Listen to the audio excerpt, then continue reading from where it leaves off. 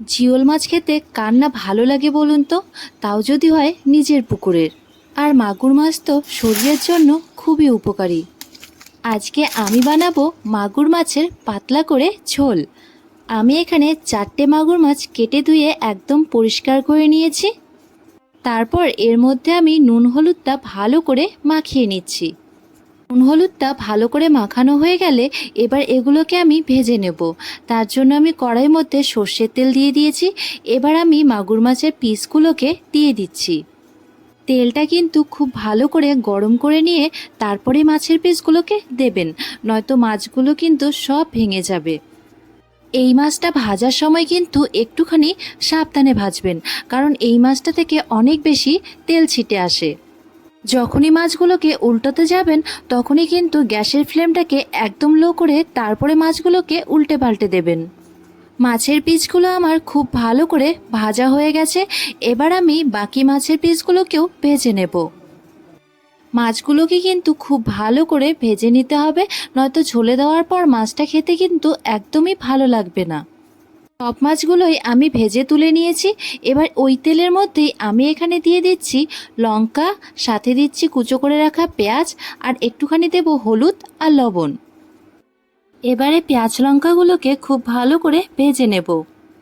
লঙ্কা পেঁয়াজগুলো খুব ভালো করে ভাজা ভাজা হয়ে আসলে এর মধ্যে বেটে রাখা জিরে ও আদাটা দিয়ে দেব। পেঁয়াজগুলো খুব ভালো করে ভাজা হয়ে গেছে। এবার এর মধ্যে আমি বেটে রাখা মশলাটাকে দিয়ে দিলাম।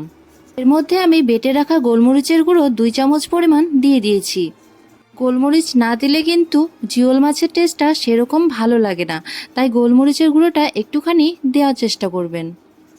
মশলাটা খুব ভালোভাবে কষানো হয়ে গেছে, আর এর মধ্যে থেকে তেলটাও বেশ ভালোভাবেই ছেড়ে দিয়েছে। এবার এর মধ্যে আমি পরিমাণ মতো জল দিয়ে দিলাম। জলটা ভালোভাবে ফুটে আসা পর্যন্ত অপেক্ষা করতে হবে। জলটা ভালোভাবে ফুটে আসলে এর মধ্যে ভেজে রাখা মাগুর মাছগুলোকে দিয়ে দেব।